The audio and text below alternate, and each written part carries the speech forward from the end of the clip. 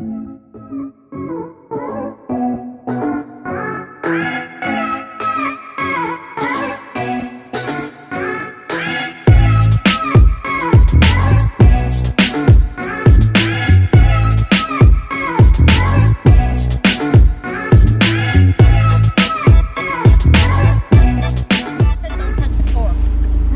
yeah. Say hi. Hi! It's me! What's your name? I'm Taylor. And yours? Rachel, go join the Gato squad right now. Hit that subscribe button. My name's Gato. These guys are awesome. They're my neighborhood. And I have to say something really quick. Yeah, what's up? Follow me on YouTube. Yeah, what's your YouTube name? Minnie Miranda Sings. Say it again. Mindy Miranda what? Minnie Miranda Sings. Minnie Miranda Sings. You sing on YouTube? No. Oh. So this, go ahead. If you can't find Minnie Miranda Sings, Just look up Taylor the actress, but my face will be in the picture. So this is my neighborhood Gato squad. These are all part of the squad. Gato One guy over there. This guy's awesome. All right, there we go. Bye, thank you. Yeah. Bye. What is up, Gato Squad? Welcome back to the channel. My name is Elias, and if you are new here and want daily car content, consider subscribing. Today's another beautiful day in Pennsylvania, but I was stuck inside going through all my old files and organizing everything. I bought a server and I set it all up, and actually when I was going through the files, I found that I started a Type R versus Sport Hatch comparison. Now I did that because people were asking me, you know, what are the major differences and how does it feel and things like that. But I never actually finished it up because I wanted to be able to know the Type R better before I can give you a good comparison. Now that I found that footage, I want to finish up that video, and that's what we're going to do today. So what we're going to do is we're going to go over the basics, basically, you know, why I bought the Sport Hatch, why I bought the Type R, and the price differences, etc., etc. Then I'm going to take the old footage, which is me comparing the exterior and the visual differences between the Type R and the Sport Hatch. And then I'm going to give you the driving dynamics and the differences of what that price difference gives you. So let's go ahead and get started. It's going to be a lot of fun.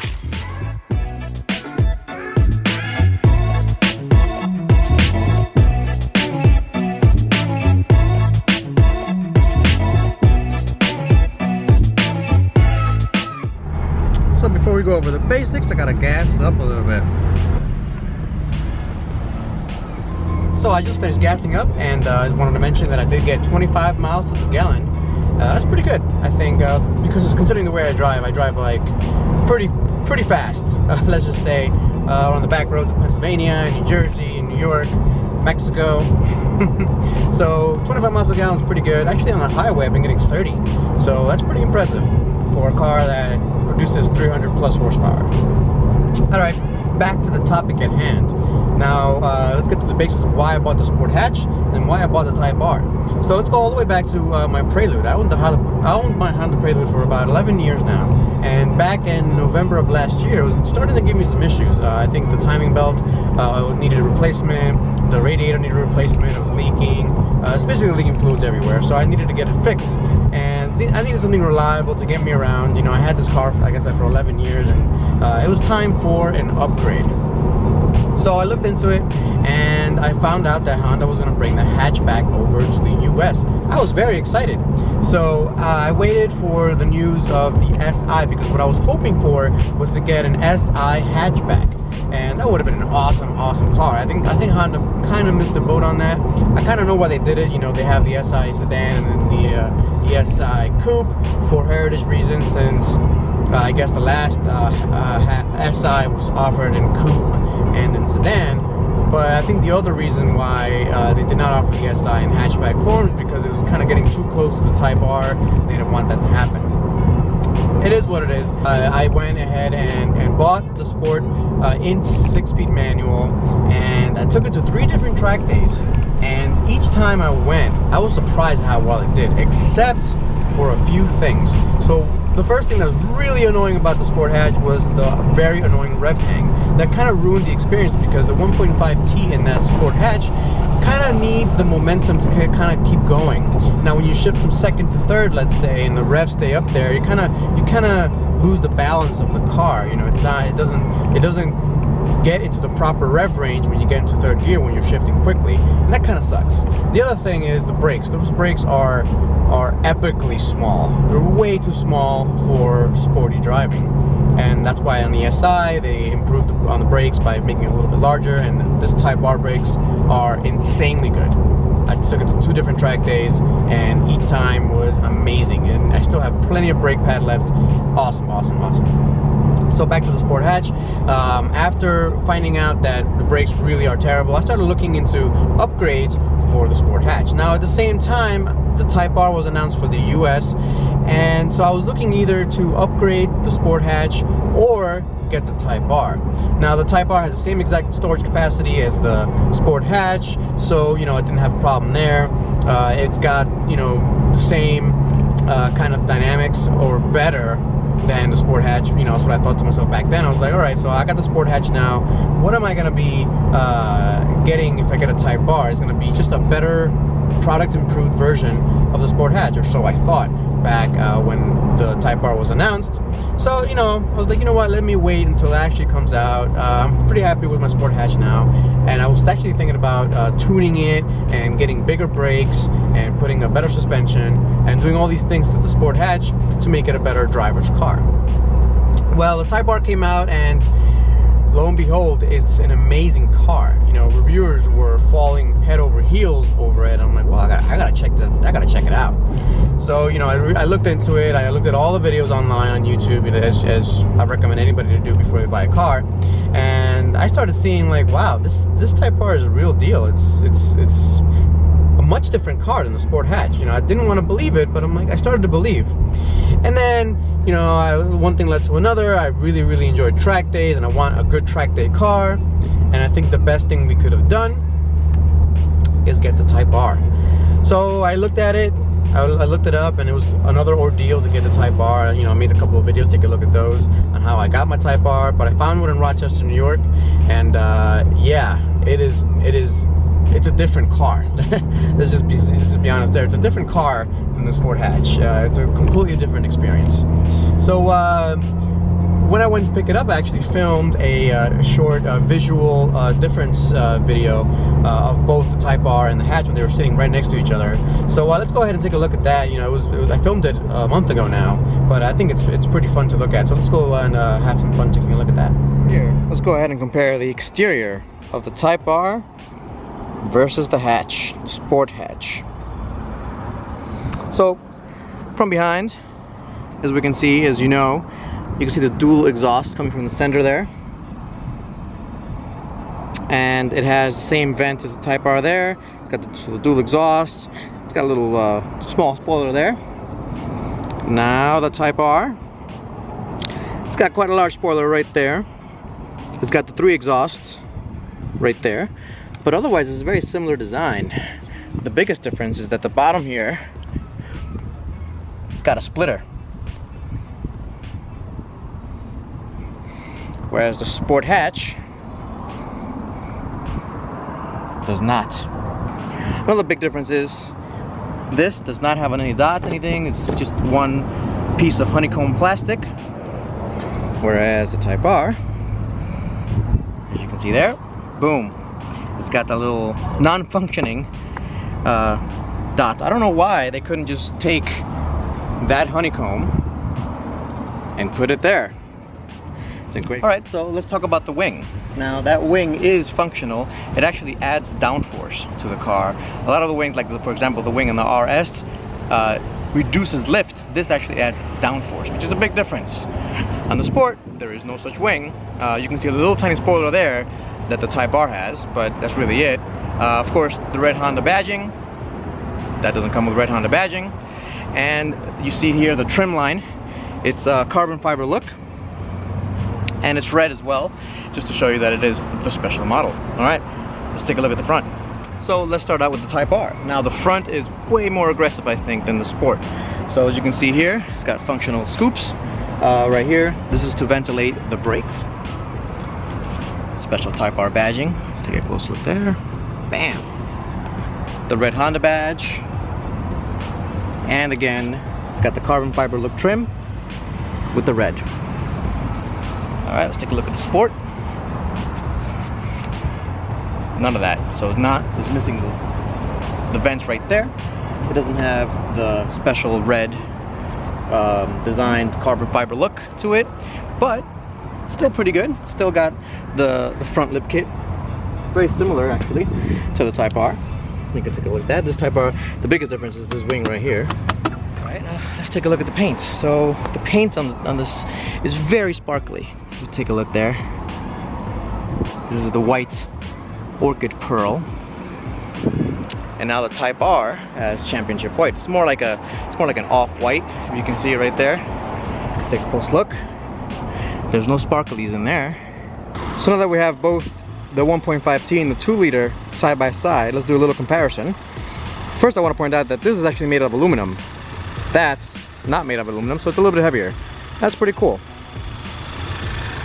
We can also see the ducting there for the scoop. It's actually designed to take out the heat from the engine bay. It doesn't feed air to the engine, which is fine. And as we can see, there's the air box in there, and it gets fed into all the things, either steel or aluminum intake runner. And we can see the turbo. There it is. It's got that red, well, what used to be a valve cover, but now it's just an engine cover to signify it's a special engine. The Type R have always had red valve covers. The S2000 also has a red valve cover, as does the NSX. Moving on to the 1.5T. Got a tiny little turbo in there. Can't really see it. The intake is very different. Take a look at that. Everything is a bit smaller here. And no cover. No engine cover at all. Everything is exposed, which I actually kind of prefer. There it is. So 180 horsepower, 180-ish foot-pounds of torque. 306 horsepower, 295 foot-pounds of torque.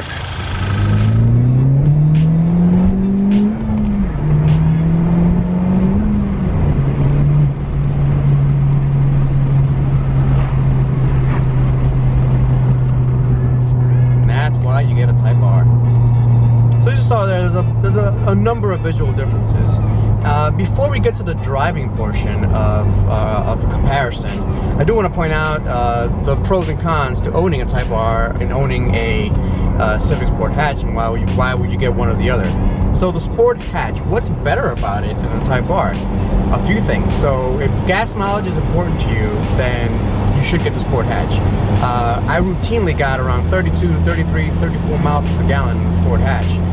So about 300 to 350 miles to the tank. And that was me driving normally and fast. Some people have reported getting 40 miles per gallon. That's pretty impressive. And the side effect to that is that you have to visit the gas pump a lot less, because this gas tank and the Sport Hatch gas tank are exactly the same. So at around 250 miles, I am looking for a gas station. In this car, in the Sport Hatch, it's 350 miles. That's something to consider. The other thing is maintenance cost. Of course, the Type R is going to have a lot higher maintenance cost than the Sport Hatch. I went out to the Honda dealership and priced out the brake pads, just the brake pads for this car, no labor or anything like that. It's almost $400 for the back and front brake pads. Now that's, of course, to be expected, because these brake pads are really, really, really high quality, good brake pads, and they're going to be able to withstand more heat than the Sport Hatch's brake pads. But if you're just going to use it for a daily driver, you're not really going to be tracking or anything like that. These kind of brake pads, not really going to do you much good. So that's something definitely to consider. Another thing, vibration, sound, you know, things that might bother you. Definitely the Type R is a lot less sound dampened than the Sport Hatch. And I think in the Type R, by design, they let those vibration and things go through to the driver, so the driver feels more connected to the car. If you don't like that kind of stuff, it might get to you. You know, I got a couple of subscribers that you know, were asking me, hey, I'm feeling a lot of vibration in the pedals and in the steering wheel and in the gear shift. Is that normal? And I'm like, yeah, absolutely, it's normal. It's part of the car. You know, it's gonna be vibrating a lot, and you feel that vibration from the Type R. You don't get that at all in Sport Hatch. The other thing is on the long highway drives. So long highway drives, I think actually the Sport Hatch seats are a little bit better, because they do offer a little bit better lumbar support.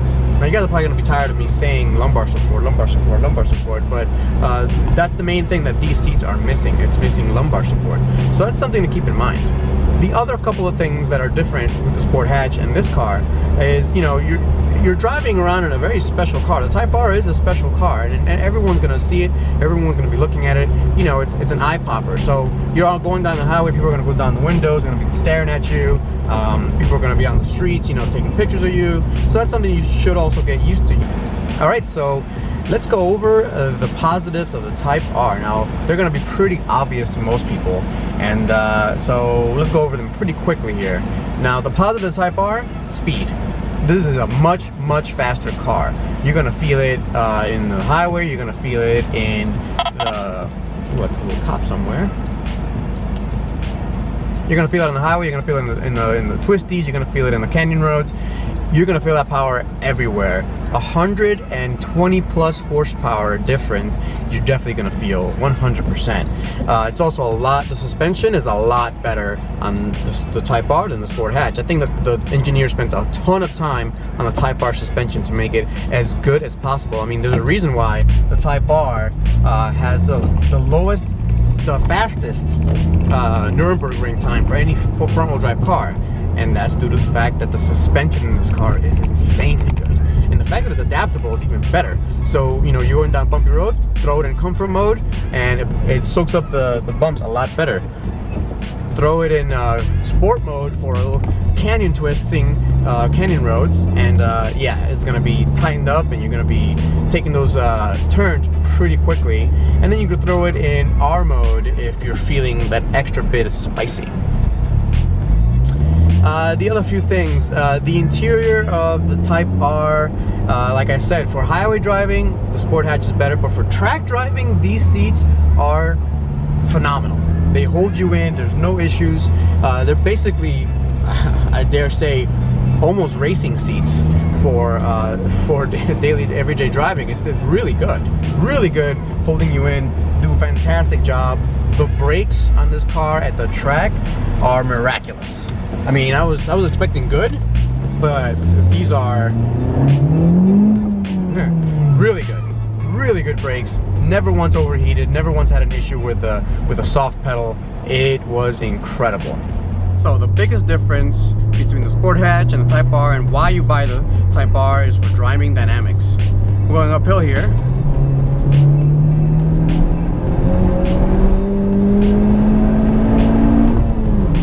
Oh yeah. The power is intense. This gear shift is amazing. You know, Sport Hatch gear shift is really good. You know, feels a little bit plasticky and rubbery. This does not. This feels solid. You know, I'm pretty sure at some point people are going to take the Type R shifting linkage and bushings and throw it into the Sport manual hatches. I mean, that's what I would do.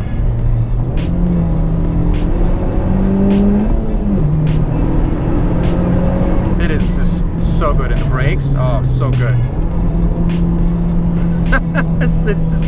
It's incredible how good this car is.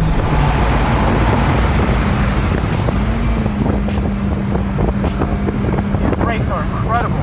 Yeah, that's 6 piston on the front. Yeah, the Brembos, man, it's really good.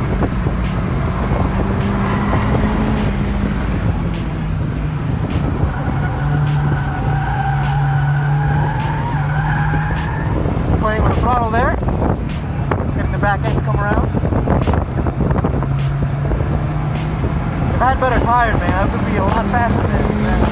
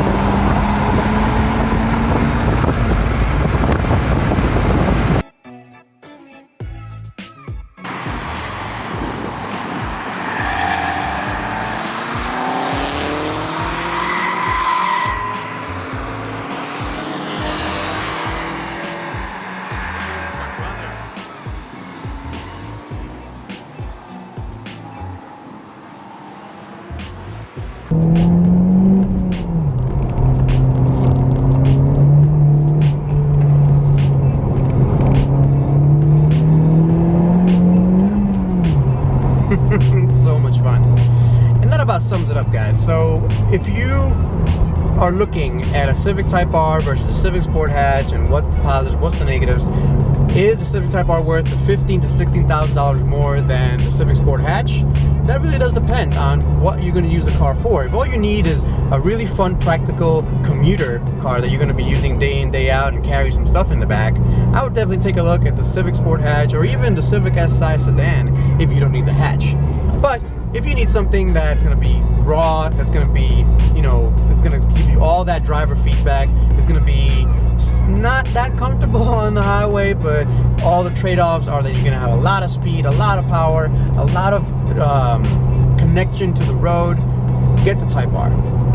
Alright guys, so thanks for watching. I hope you really enjoyed the video. If you haven't yet, please go ahead and subscribe, and I'll catch you guys next time. Peace out.